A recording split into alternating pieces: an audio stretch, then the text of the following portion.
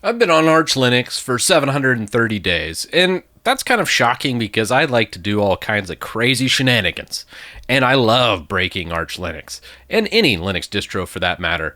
But the big thing here that I wanted to talk about today is how to upgrade your Linux without breaking things. Because if I know anything, I know how to break Linux. And what many people do is like, hey, I'm just going to do a system update and boom, I'm done. That's it. I'm already up to date. I have one out of date package, Synergy, but that's actually newer than the one in the AUR because they don't update the AUR. I digress.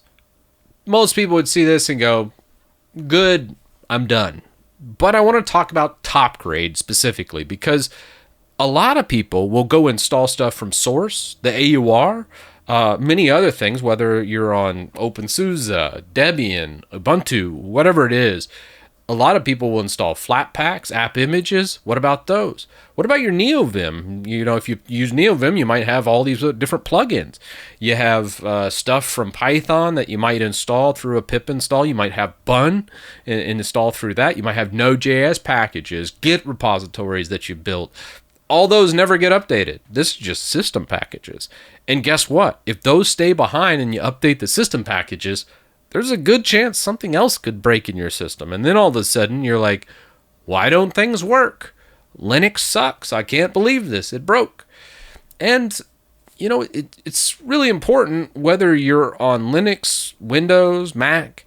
It's really important to upgrade these things. I think Windows and Mac have less of this problem because there's less of those systems, or there's less of those things that are need to be upgraded across the entire system.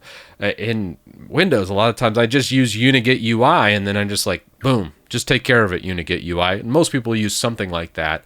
And if you don't, you'll probably end up breaking your Windows system. And in Mac, usually you do everything through Brew or, you know, the equivalent over there, which it's been a bit since I programmed in Mac, but it was much simple because it was all just kind of compartmentalized. But in Linux, it's kind of like you have a whole bunch of extra package managers. So let's get into Topgrade today and just run Topgrade. Because the big thing here is there's certain things I like doing with my Topgrade. I can set specifically new packages for it. Like I like to run a full Timeshift before any update. So let's say I end up updating my system and then it breaks all my other packages I'm working on. Well, it sure would be nice to have a backup before that happened. So before I do anything, I run a Timeshift pre-Topgrade. So before those updates happen, I have a backup of all my files right there that can be easily shifted back to.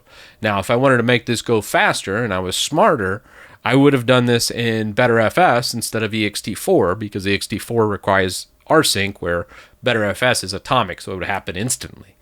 If you don't know what I just said, just know BTFS or BTRFS is better than ext4, especially when it comes to backups when configured properly, but the configuration of BTRFS is a little bit more complicated because it uses subvolumes. But I digress. I made an entire video on BTRFS if you want to check it out. But the cool thing about Topgrade is it will upgrade all these other packages. But most people that first start using Topgrade don't understand it.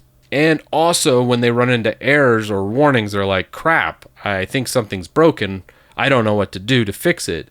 And a lot of times it's a dependency that is now mismatched and you have to fix that dependency. So it's usually not as simple as just updating system packages because that's the first thing it will do is update system packages, but it will also update all your Git repositories. It'll even run firmware updates, which I don't recommend.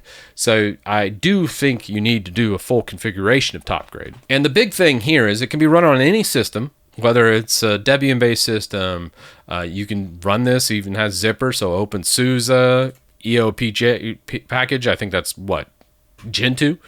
Just anything and everything. But also language package managers, so pip, cargo, npm. So you got Node, Rust, Python, universal package managers, so Flatpak Snap, tooling ecosystem, so Rust, which is kind of redundant with cargo.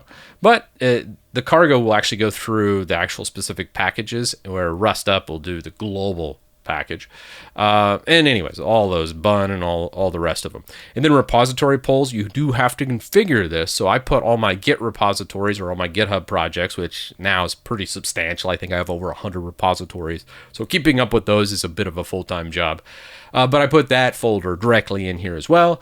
We have shell and plugin ecosystem. So you got OhmyZSH, OhmyPosh, if you use PowerShell. Gosh, there's just so much there. So all these different plugin ecosystems it will update as well. VS Code extensions, it will go upgrade for you. Container images, so you got Docker, Podman, DistroBox. If you use DistroBox, it'll upgrade those. Kind of cool as well. And then just using firmware with FWUpd, which I do recommend disabling. Once again, warning. I had a system that really did not like the firmware update and bricked it. Getting back to this, it's starting to go. It'll do the system update, which I just did, so should be fine. You'll notice this prompt for a Flatpak system update. We'll just update that. You can see bun goes through cargo and Rust, sees if there's any updates that need to be done. If it's not updating cargo, you might need to install the cargo-update package. It'll go through my containers, which I have several. We do have an error there. We'll have to take a look at what's up with that. And it's going through all my Git repositories right now. Everything in GitHub, it will go through, pull, update if it can. So I'm going to just say no to that. And we're going to look back through and see what failed. And then we'll try and clear it. So this one did fail from this step. Everything else looks good. So from the repositories, we have WinHack. This I don't even think's there anymore. So let's just do a RF, boom, get rid of that. So it was an old repository I left in there. But you want to go through all those Git repositories, kind of clean them up. And if you need like a summary of this, you can go through the log file, clean up all those Gits. So then you don't have a whole bunch of stale, old, dead Git repositories sitting in your, taking up space in your system. So this kind of it forces you to kind of go through and clean up dead projects or old things, which is really important for someone like me because there is no way I could keep up to date with all the stuff I've installed on my system. And it's really important I do because once things start mismatching, you'll start getting errors or you'll go download a new project and go, well, why isn't this building? It's because, well, I have Python installed on this project, but it hadn't been updated and that dependency is needed for this. And it just turns into this absolute hell. So the big thing here is Topgrade. Check it out. You got this. Here's the config file for this. The big things I did that changed from the defaults is pre-sudo to true. Disable module firmware so it won't do any firmware updates because I didn't want that on my specific system. And then for the pre-commands, I do a Timeshift pre-update or pre-Topgrade here. So then it would copy all the files. And then under LensFun, I go ahead and say use sudo to update this system-wide. And those are the only changes I make from the defaults. And then for Git repositories, I always put everything in my home folder, GitHub. That's a GitHub repository that I use or something I've downloaded.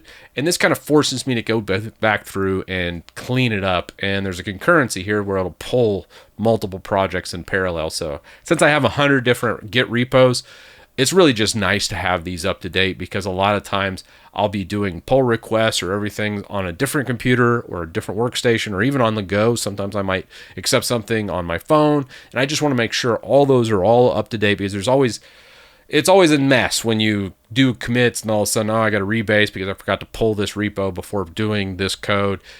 It's not fun. So that's one thing that I like doing. And I highly recommend everyone use Topgrade. It will save your bacon. Absolutely a phenomenal tool. And also check out the main article that kind of goes through line by line, shows you all the different configurations that you can do in here for Topgrade. For your very first run, do a dry run just to make sure everything looks good. And then if there's any big errors, you can go, ooh, okay, I need to remove that package or clean that up before I do it. And then once you can get all this to have a good green check mark across the way, then you can safely go, great, my system's up to date. It feels good. As a power user in Linux, this really helped me go from hey, my Linux system is just not working right, or I can't get this package to update, it just doesn't feel right, I'm going to do a reinstall, to no longer do I ever reinstall my system. Ever.